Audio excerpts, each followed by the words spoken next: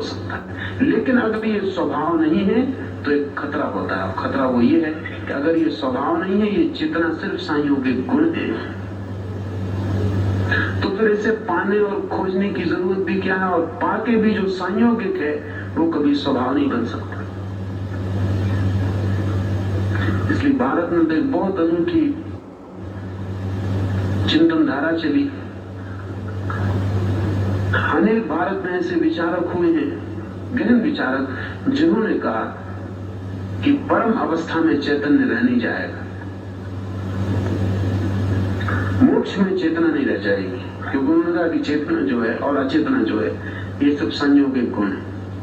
मगर तो बड़ी अच्छी बात है, अगर मोक्ष में चेतना ही न रह जाए तो मुक्ति किसकी? अगर होश ही न रह जाए तो उससे तो ये बेहोशी बेहतर। कम से कम थोड़ी चेतना तो है, परतंत्रता है माना, लेकिन होश तो है। स्वतंत्रता पूरी हो जाए और बेहोशी हो जाए तो बेमानी है।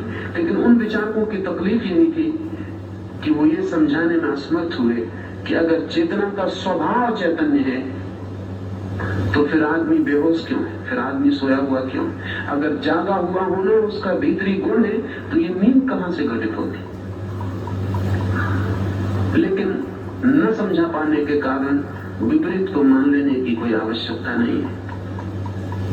समझाया जा सकता है, लेकिन कठिनाई तब खड़ी होती है जबकि कोई सिर्फ विचार से चलता है तो अड़चन आ जाती। जब कोई साधना से चलता है तो अड़चन नहीं आती, क्योंकि तब चीजें दिखाई भी पड़नी शुरू होती।